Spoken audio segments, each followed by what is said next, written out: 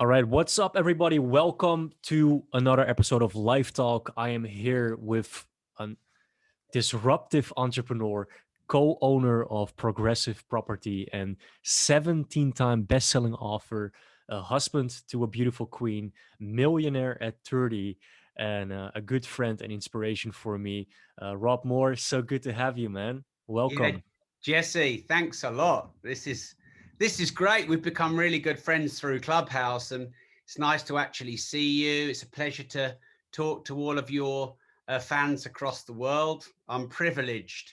I can't wait to actually fly out and come and see you once this is all over. My man, yeah, for anyone that's listening right now, this is such a beautiful story because I think I've been on Clubhouse for I think 3-4 weeks or something, and I remember uh, coming into your room, and it was first time hearing you. I was like, wait, what? I feel like I'm hearing myself, right? And I just immediately had that connection with Rob. And now, for pretty much every day, whether I was in Russia or whether I was in Greece, I've been on Clubhouse, with Rob, and I've gotten to learn so much about him. Just ordered his book as well, which we're going to talk about a little bit later. And I just really want to learn more about you and just a one-on-one here, have this dialogue because there's so much about you.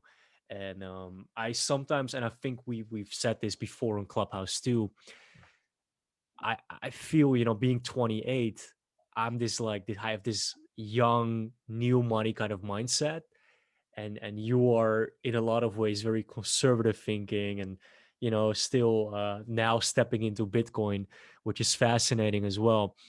But just to start off, Rob, can you explain me who is Rob Moore according to you? Well, Jesse, it's funny you say about the conservative mindset, because most people would probably see me as a risk taker. I started my entrepreneurial journey 15 years ago. So you definitely couldn't grow a beard at that point, Jesse. And my dad is millionaire bust, millionaire bust, millionaire bust. And I kind of learned entrepreneurship through him. On December the 15th, 2005, I'd kind of lost my way, Jesse. As a young kid, my dad would get me working in his pub. He'd get me collecting all the money from the fruit machines and the pool tables and counting it up. At 6, 7, and 8 years old, I'd work behind the bar sometimes. And, back then, obviously the rules were much more relaxed. And, the customers would quite like an 8-year-old kid serving them. I could count really quick in my head because my dad taught me all of that. And he taught me to hustle. So he taught me to play pool. And he used to beat all the older men at pool when I was 8 years old. And I just wanted to be my dad. I just wanted to be this sort of entrepreneur. My dad had all this money always. He always had loads of cash in his pocket, Jesse. And back then, the English £10 notes were huge, like twice the size of your head. And I was like, oh, I want to be like this. And then on December the 15th, 2005, my dad had a pub full of customers who were eating in his restaurant. And actually, Jesse, just stay there 1 sec. My door's pulling back into. Let me just. Of course, yeah, no worries. Yeah, I don't want any distractions. The weather's really lovely here, so there's a nice draft coming through. Yeah. I'm happy to hear that. Yeah, so my dad's got this really busy pub full of customers, and he just stops, and everyone sort of is like, "What's going on here with Dave?" And then the whole restaurant stopped. And then he started kind of like squealing through his teeth. So I went up to him and I was like, "Dad!" And he was gone. He was like, like in those films where Poltergeist, where you're possessed. And I knew something was really badly up, Jesse. So I got him out of the pub and I got him at the front of the pub. And my dad's big, big. And I've got him there, "Dad!" And he was gone. And someone must have called the police because my dad was carving. I guess he had the carving knife. And the police turned up 5 minutes later. 2 policemen got out and they beat him up in front of me, my mum and my sister. And they put him in the police van, like an armored van, and they sectioned him. And he got diagnosed with bipolar. And the worst thing about that is December the 15th is my dad's birthday. It all happened on his birthday. And he'd worked Christmas Day and birthday every year for 35 years straight. And that was the worst day of my life. And I went through intense guilt and shame and feeling like I'd let my dad down. But I promised myself through that week of beating myself up into a pulp that what a loser I was working in a pub, you know, not taking any risks, not setting up my own business. I promised myself I'd make something of myself. I didn't know what. I had no property, no training, no books, no podcasts, no social media, nothing. And how old were you? 25. 25. Just about to turn 26 in January. So only like a couple of years younger than you, Yeah. Jesse. And that was the start of the rest of my life. And fast forward to now, we have 990 properties under management that we own and manage and co-own, me and my business partner, Mark. We're developing 140 of them into apartments. One unit, one big building has 100 apartments in it. So it's a big, big beast. We have the UK's largest property training company, Progressive Property. We won Business of the Year 2016. I've written 17 books. My 18th comes out right now. I've got a foundation, Jesse, called the Rob Moore Foundation to help young and underprivileged people start meaningful businesses to change the world. Became a millionaire by 30, deca-millionaire, and then I kind of stopped counting after 10 million because once you're at that level, you're kind of all right because, you know, I figured it out. So I'll be much more rich if I got into Bitcoin at the same time as you. Yes. That's and you explained a little bit like at 25 you kind of had that mind shift, you know, with everything that was going on in your life. Would you say that even though that triggered a lot for you, were you always were you a born entrepreneur? Was it always in you? I'm You always can't fascinated help by this. You know this. We do these versus rooms on Clubhouse, and we did an entrepreneur born versus made. Mhm. My honest view, Jesse, is that no one is born an entrepreneur, Mhm. but everyone is born with the potential to be one. I do believe we're born with certain characteristics and traits that are stronger in us than in others. For example, I've got 2 children, 10 and 6, and they're really different. And sometimes parents go, wow, I'm so surprised how different my kids are. But that's in purpose biologically, because in a family dynamic, you all need to serve different roles for the family to survive. If you all were the hunters, or you were all were the gatherers, or you were all the motherers, or you were all the rebels, the family would be too chaotic. So, I mean, I won't go into too much of the science about it, but I think biologically, from an evolutionary standpoint, we are born with a bias of traits and characteristics, but not a predestination of entrepreneurship. Here's why. How can someone like me, who's visionary, I suppose, definitely chaotic, creative, big picture thinker, imaginative, dreamy. My business partner is organized, efficient, paranoid, very good at legals, contracts. We're both entrepreneurs. We have completely different skills. So I believe all human beings are born with the infinite potential. I believe, Jesse, if you had the exact same environment as Mozart, you could compose and play like Mozart. I do believe that because I Good think the point. human brain is just limitless potential. I don't even think we've tapped into even a small fraction of what it'll ultimately be able to do. I think a bigger thing that plays a part in whether you're an entrepreneur, Jesse, is your environment. So I wanted to be an entrepreneur because my dad raised me to be one. But then dad put me through the school system, and the school system nearly beat it out of me. And then when I broke out of the school system and had to stand on my own 2 feet again, then it was unleashed again. So I could have had a parallel journey there where I could have started as an entrepreneur when I was 15 and I could have been worth $1 billion by now. Or I could have been in a £30,000 a year employed job as a civil servant. Nothing wrong with that. But that's parallel universes based on environment. What's that film, Sliding Doors? It's like that. Sliding doors, yeah. Talking about films.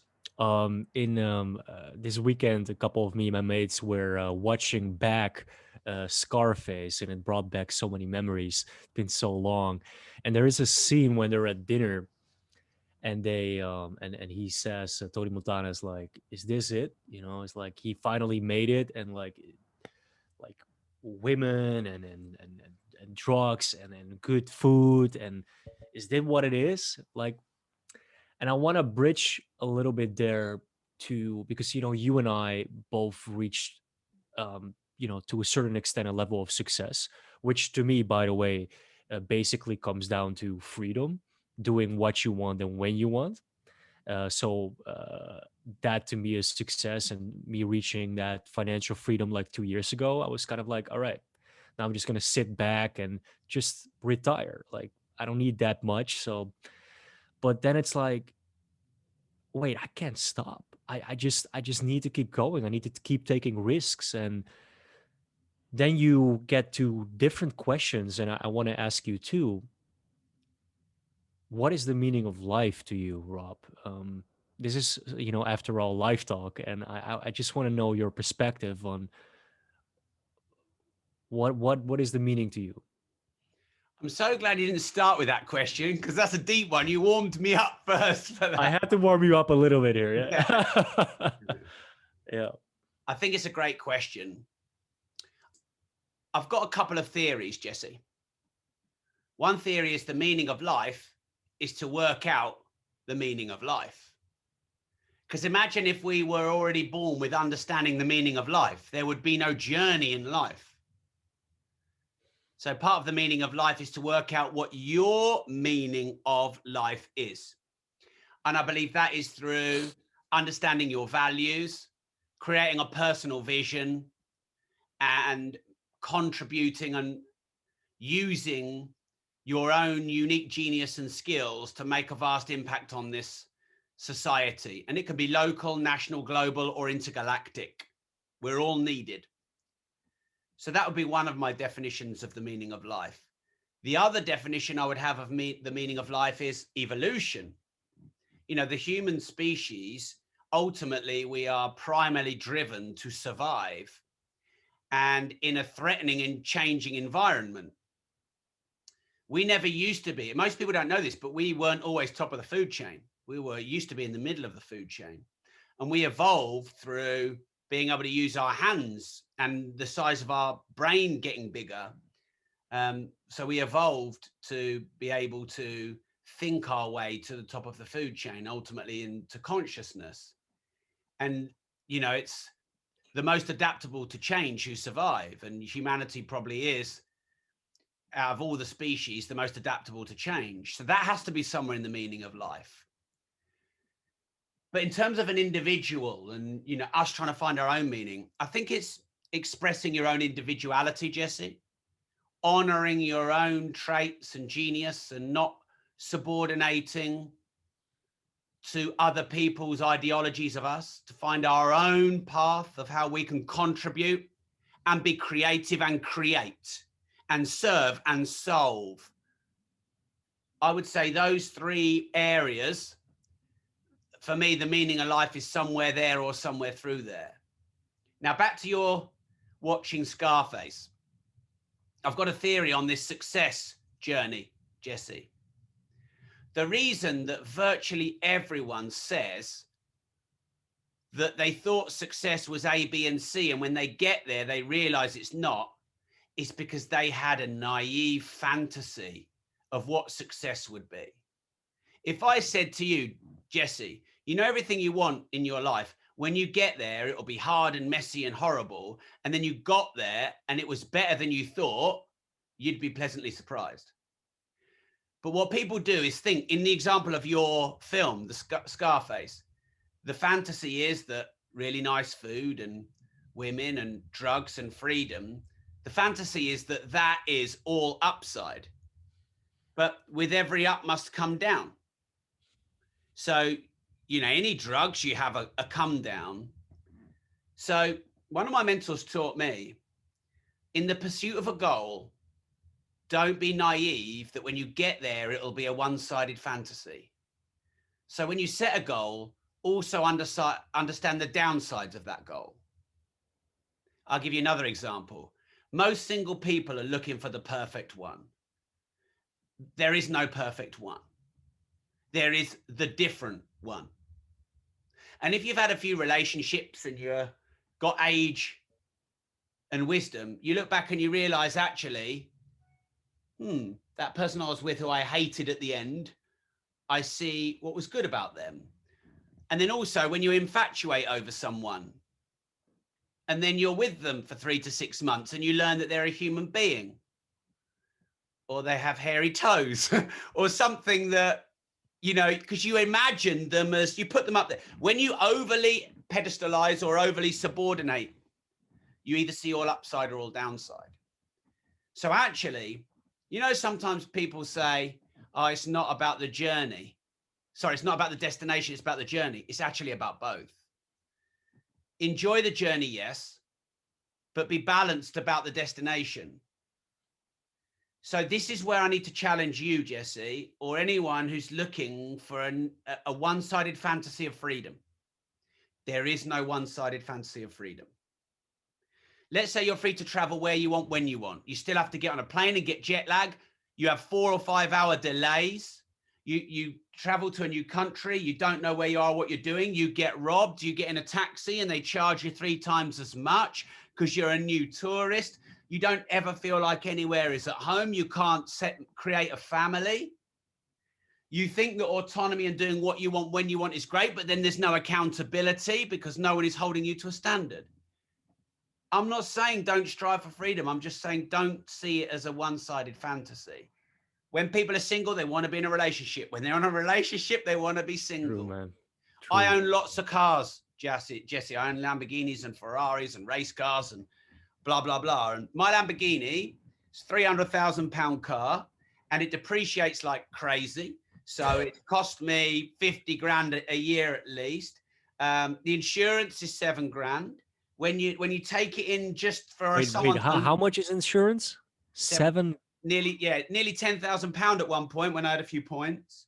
Every time I go in, they want to sell me a new gearbox, which is £35,000. Anytime you go anywhere, people, scratch it, comment on it. I'm always dinging the alloys because it's so low. Look, I don't need the sympathy, Jesse, but even the things that you put up there as being No, all I'm great, feeling you. they're Yeah. not. So yeah, that's my theory. Well, it's interesting that you bring that up because I actually sold all my cars. I had a few. I was, into What did you have? watches. I was into a lot of materialistic stuff. And once I got robbed in Barcelona, I want to touch on this because a lot of you people that are listening know the story. But once I got robbed from everything in Barcelona, which included a lot of, my watches that I was shooting with, I was so heartbroken, and I needed that to realize how empty I really was, holding so much emotional value to a timepiece. And it put things in perspective to me, and referring to Bob Marley, who proclaims to be very rich, but not in possessions, but in who he is in his spirit. And that just changed my life. It put things in perspective, and then I valued just being able to travel and experience and be amongst amazing souls like yourself, Rob. And that is what internally makes me really happy. So, for me, I just always thought it was in material possessions, and that's what you see as well, in the reference to Scarface, like, having all these beautiful things and houses, but then I'm like, wait, that's just not it. It only is that, there's so much more to it. And that's why I think investing in the spiritual and in your own self-awareness is key and the best thing you could ever invest in. And like you, Rob, talking about cars, I think you nearly died twice. You had a motorcycle accident. I think you crashed a Ferrari. um like, man, you had a pretty wild life, like trying to figure out your meaning. Could you explain a little bit about these experiences and how did it change you? Yeah. So when I was 17, I was in a nightclub and I had chest pains and the ambulance came out and my appendix burst. It's called peritonitis.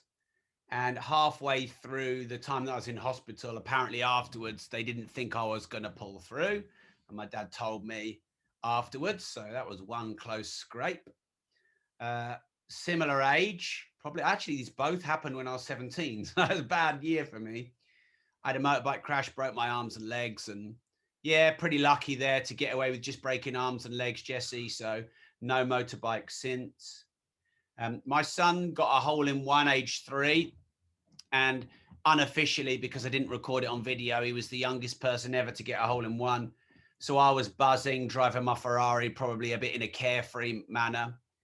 And I drove it through 60 yards of bushes and trees into the side of the News International building in Peterborough, which quite ironically is where the Sun newspaper and many of the other big newspapers in the UK. Trust me to pick that one. It was Oh God. it was a Ferrari 458. I'd had it 5 days. And yeah, just put it straight through these. I mean, when you look back, I often drive past there and I've taken photos. There's all sorts of lampposts and things. And I was very lucky to navigate through it all. Yeah. And then, of course, that was in all the newspapers. I'm in the most, I'm ranked in the most expensive crashes website. I think it was about $125,000 repair bill. Oh my God. I read that. Yes. Yeah. Yeah. So, yeah, look, I've had my bumps, but I've also been very lucky as well. I think I was maybe the problem, Jesse, is I'm often trying to do too much. It's one of my strengths, but also weaknesses. So I'm usually 2 minutes late as opposed to 2 minutes early, and always catching myself up in the day. And these things often happen when I'm just rushing that little bit. But, you know, I am who I am and I'm still here to fight another day. I love that, man. Yeah. And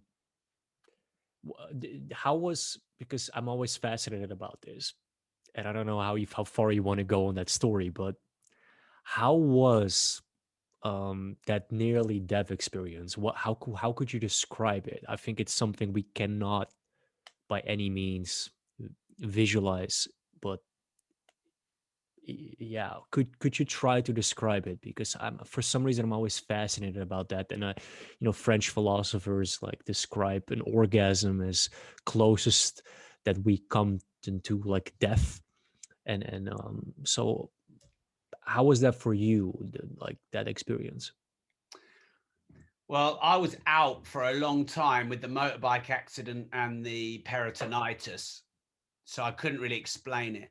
I can explain being on morphine because I had these hallucinations, which were horrible. One of them was I was stuck in the tread of a car tire and it was driving around like that. And every time it went round, I felt pain. And of course, imagine a spinning motion. I also hallucinated that I was stuck in the tread of someone's shoe and they were slamming down on me.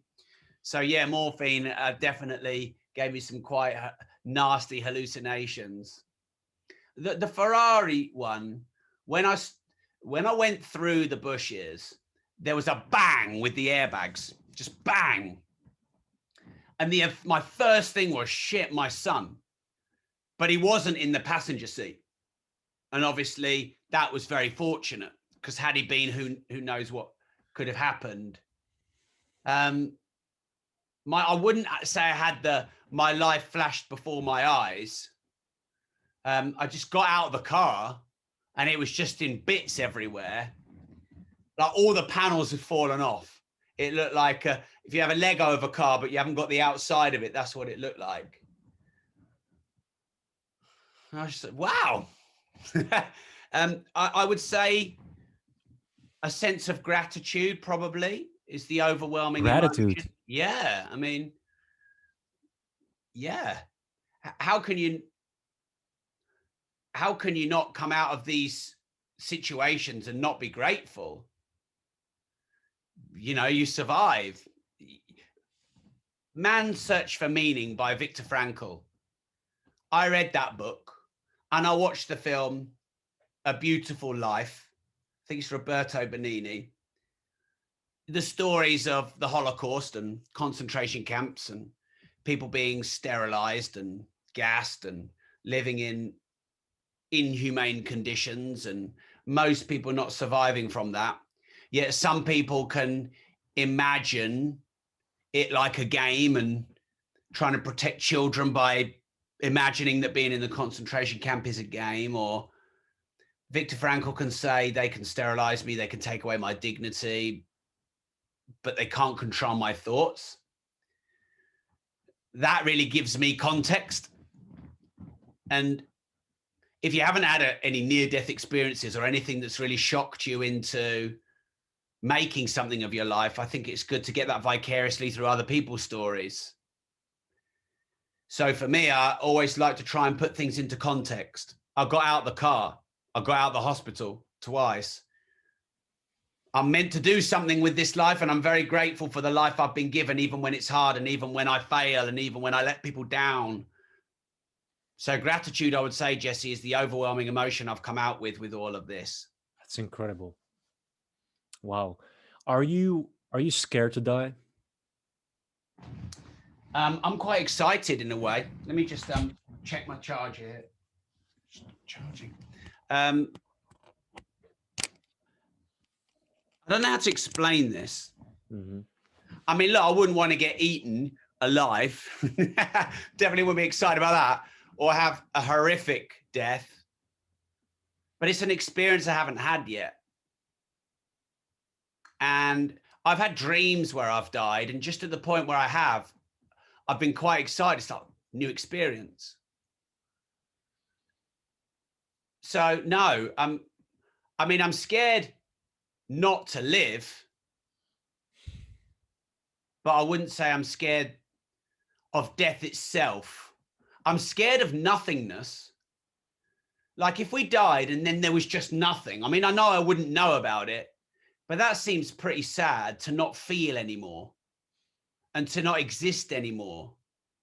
And so I do hope that there's something beyond where we get to be conscious or exist again. Because to me, that's the scariest part, to not feel. But I can imagine actually death is quite a liberating experience in many ways. And, you know, you said that some philosophers say that death is the closest thing to an orgasm, or orgasm is the closest thing to death, or whatever. Well, yeah, I can imagine our bodies probably try and protect us from the pain, like, you know, when you feel shock, but no one's come back to tell us what it was like. True, yeah. Unless we believe the mediums of this world. So now I'm scared of not being anymore, but I'm not scared of dying, unless it's being eaten by a face-eating spider, in which case I'm very scared of that. Very scared. I love that. I love that. I always say, which is important to me, legacy over currency. And Gary Vaynerchuk has said it before. Um, if we talk about legacy, what do you want people to say about you, and how would you want your legacy to be? That Rob got in my face, shook me up, and kicked my ass into doing something meaningful with my life that I was meant to do. That's what I would like people to say about me, because change is messy and change is hard and change can be painful and not that much fun. So I don't expect when everyone meets me to necessarily like what I say or believe what I say. And I don't expect me not to challenge them. And if I didn't, I'd be vanilla. So quite a few people, when they see me for the first time, they're like, oh, Rob, you know, you're ranty, or you get in my face, or, you know, you challenged my thinking. I didn't like you at first, or whatever. But then after a while, what you said made sense. And now I'm out there living my own journey. So one of my clients, Fiona, she bought 26 properties in the year we're in lockdown while I mentored her. Wow. And one of my clients, Richard Firth, he went from 6 to 7 figures, and he's nearly at 8 figures in his business since working with me. And both of those will say at times, yeah, you know, Rob annoyed me. Rob got in my face. Rob picked a scab. Rob gave me some home truths, you know. Yeah. So disruptive. That's what I'd I like to love that. say about me. I love that, man. And again, I resonate with that a lot. I love that you shared that. Um, we already talked a little bit about mentorship. Um, a big thing for me right now is if I look at peers and if I look at society right now, I think a lot of people, including me, for a big part of my life, lack mentorship. Um, is that something you find important because you have a mentor yourself? You mentor other people, and I wanna know, like, do you think that in today's society, I think a lot of people are lost because of lack of mentorship. Do you agree with that? And how do you think that comes? Yes, you don't know what you don't know. And how do you know where to go where you've never gone? Hmm. And how do you know the challenges that are going to come your way when you've never been there? So, what's the easiest way to do that? Find someone who's been there. Now, Jesse, there's some really common sense advice that, quite frankly, is stupid. And one of those is learn from your mistakes. Never make the same mistake twice. Well, surely it's smarter to learn from the mistakes of others than to learn from your own. You and I have been talking about NFTs. You and I have been talking about kind of the future of money. You're further ahead down that journey than me. I would be stupid to try and set up my own NFT without any knowledge or guidance from anyone and just learn from my mistakes. No, I'll learn from yours. I will leverage your mistakes. You've spent years Yeah. and probably tens of thousands of pounds to learn what you know. I'm going to save myself that time and energy and mess by learning from you. It's only the ego that stops one from having a mentor. But every master was once a disaster, and every winner was once a beginner, and every walker was once a non-walker. How do you learn language? How do you learn to walk? You're mentored by your parents. No. So anything you don't know, like imagine this, imagine human beings trying to learn to walk without parents and trying to learn to talk without parents. They could take 30, 40, 50 years to figure it out. In fact, we wouldn't be walking. We'd all be crawling like babies at 35 years old because we didn't have a Mhm. mentor. But yet when it comes to their financial education, they won't get a mentor. When it comes to their health, they won't get a mentor. So stand on the shoulders of giants, leverage the mistakes of others, learn from other people's mistakes, not your own. So yeah, that's my take. So talking about mentorship and mentors and um, making the bridge to Clubhouse, which I think is uh, I'm very very enthusiastic about this thing because I believe that for people that are in an isolated situation or don't have the resources to pay for mentorships or to get even in touch with the right people. Um, I now see that Clubhouse brings and concentrates a lot of like-minded individuals to mentor yourself for free. What do you think that Clubhouse can offer, and and how did you use Clubhouse as a tool to mentor others? Okay, right. You don't know that the question you've asked isn't the question I should answer, but it's not. So when you said if people don't have the resources to pay for mentors, everybody has the resources to get mentors. Everybody does. I'll tell you why, Jesse. Money is a tool that human beings constructed to exchange value, a way to measure worth, to store value, a unit of measurement or a count. But what created money was the resourcefulness of humanity.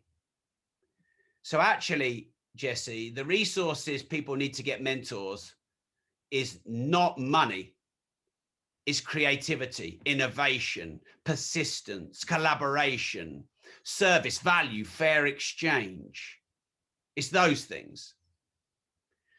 You and I are sharing this podcast. You and I are doing a live room on Instagram. You got in my Clubhouse room when I had 170,000 followers and you had 2,000.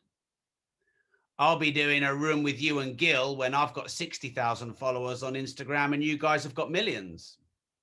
So we've both inadvertently managed to punch above our weight in those different platforms to create an open door. Now, no one has money until they have money. So don't wait till money until you get mentorship. Get mentorship and get the money later. I strongly believe in this. I don't think you can save your way to wealth. I think you have to create and innovate and invest your way to wealth. So I don't want anyone listening to think that just because they can't afford a mentor doesn't mean they can't get one. Also, Jesse, let's say you didn't have any money in your bank and I put a gun to your head, a gun, and said, I'm coming back in a week.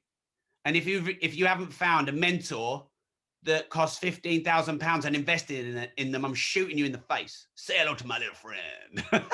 Then you're going. Scarface, It's yes, done. yeah. It's done. You're going to do it. It's done. Yeah, It's you know, not a lack of. It's not a lack of resources. It's a lack of resourcefulness.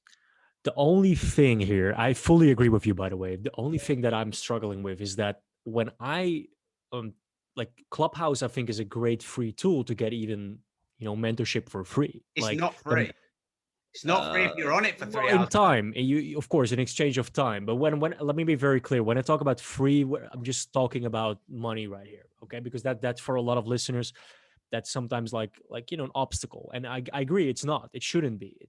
But what I'm saying is that when I was in a military or when I was in that bubble, I didn't have the environment to think like this, to think like, to be triggered, because we can only understand from the level of our perception. So if I have the mindset that you and I now share 5, 10 years ago, I probably wouldn't even go to university. I would just do self-studying. I would have invested in my own resources and my own mentors, and probably be financially independent a lot sooner. So sometimes we're not aware of this, and that's why I'm very glad that you're sharing this.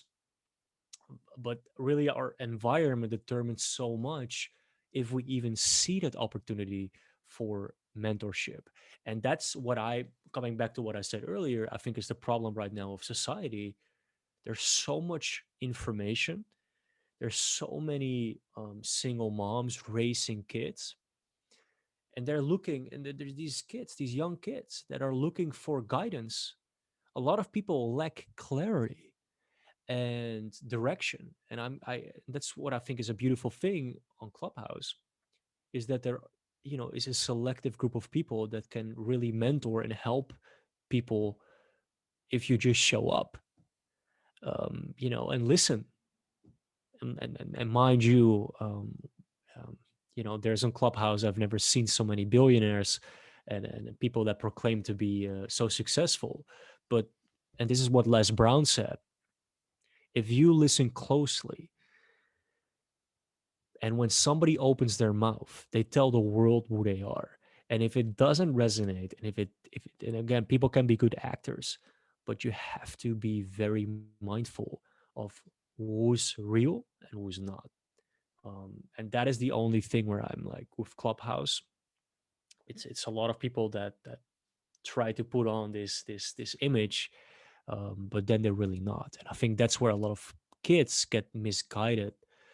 And I think I, as an influencer, as they call it, also have a responsibility on Instagram to, yes, I show the highlight, I show the flashy stuff, but I also give a story behind it and what brought me there and my struggles and my loneliness. And that entrepreneurship is freaking exciting but also tough.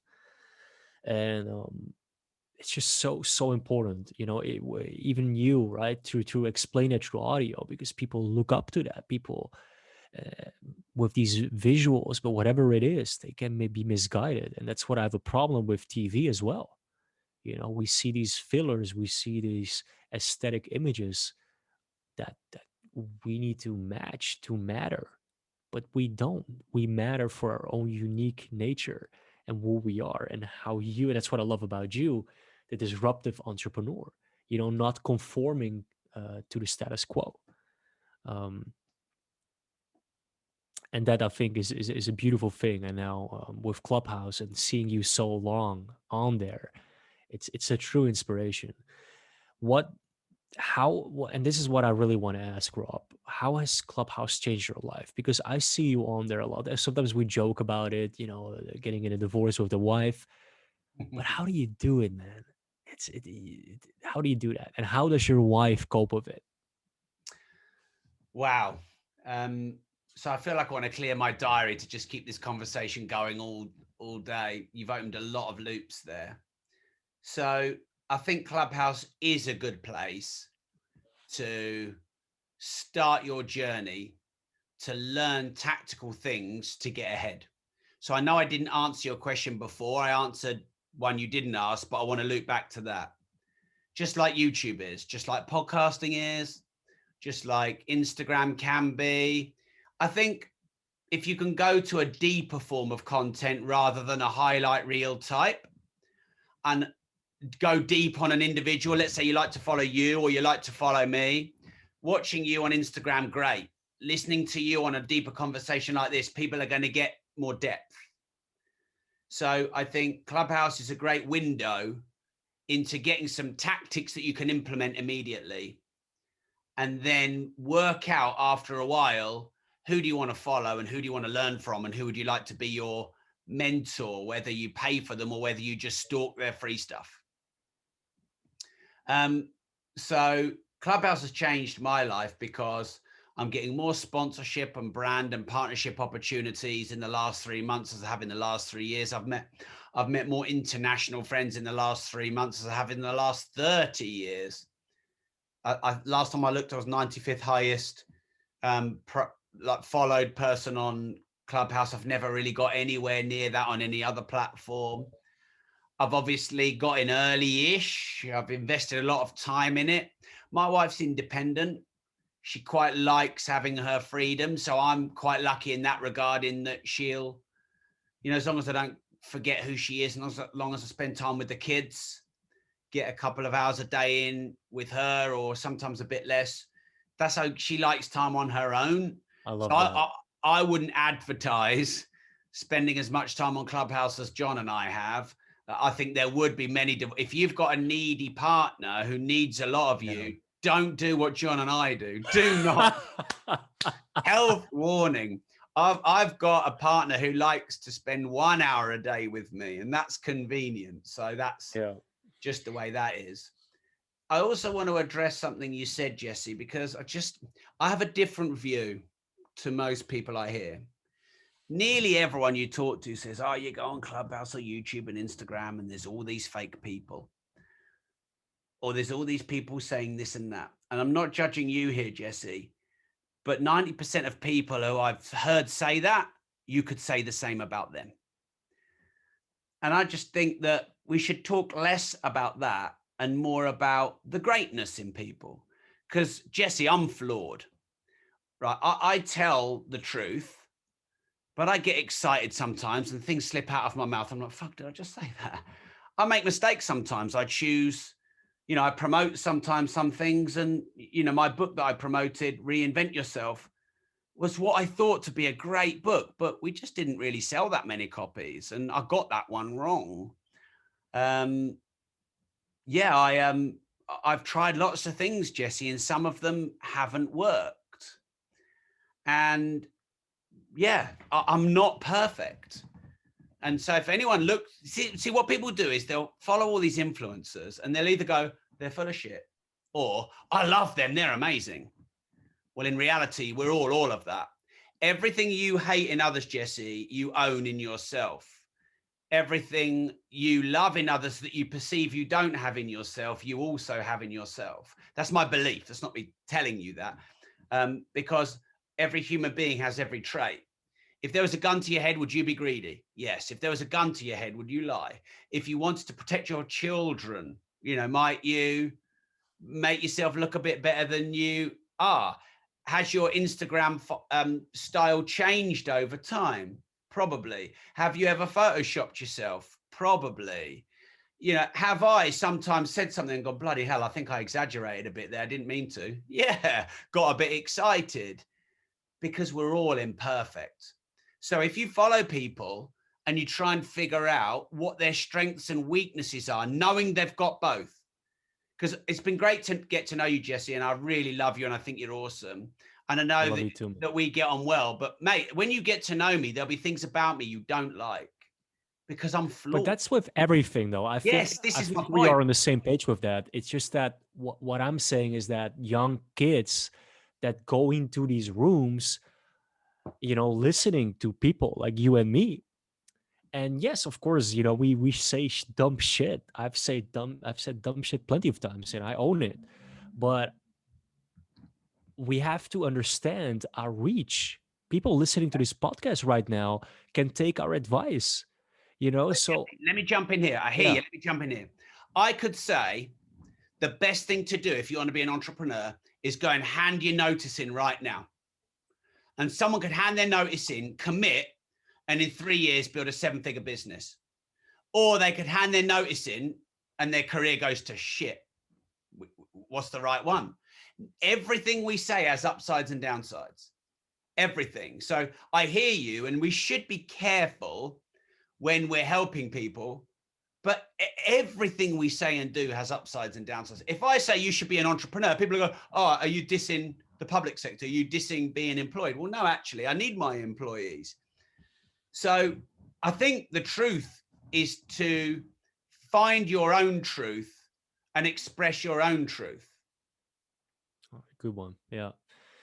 That's a beautiful closing thought. We are way over time, actually, but I don't know. I kind of had a feeling that this was going to happen. I just want to give you the opportunity for some closing words as well, and talk a little bit about your book that I've bought myself, Opportunity, which you can pre-order right now on Amazon. But for me, I just want to really thank you for coming on and sharing. And it's always a pleasure to speak with you. And guys, make sure to give Rob a follow on socials as well. On YouTube, it's going to be actually put on there too. And we're going live on Wednesday, 6 p.m. Central European time. So yeah, this podcast is going to be up before that. So if you're listening right now, make sure to tune in for that too. Take it away, Rob. Thanks, Jesse. Yeah, look, we'll have to do this again because I feel like all we did was start our conversation. But let's do this again sometime. I'll come to see you or you come to see me and let's do something a bit longer. Yeah. So yeah, look, I'm just really grateful to spend time with you and to get to reach your audience. You can find me on any socials. My name is Rob Moore. So you can find me at Rob Moore on Clubhouse or at Rob Moore or at Rob Progressive on any of the socials and on Amazon with all of my books. And yeah, my new book Opportunity is out. So if you just go on Amazon, search Opportunity, you'll find that there. I wanted to write a book that would last 100 years, like Think and Grow Rich. And it's very hard to write a book, Jesse, that will last 100 years. Very hard. But I think that this book Opportunity will, because I want my impact to last longer than my life. And I want to make sure that I do enough good in this world that people, I don't want to change people into being more like me. I want to help people discover who they really are, because there's room for us all. So that's really it. I guess my personal vision is to help as many people on this planet start and scale their business and get a better financial education. So it's been a pleasure. I'll see you in Clubhouse. Absolutely, brother. Thank you so much. And part 2 coming. Appreciate it.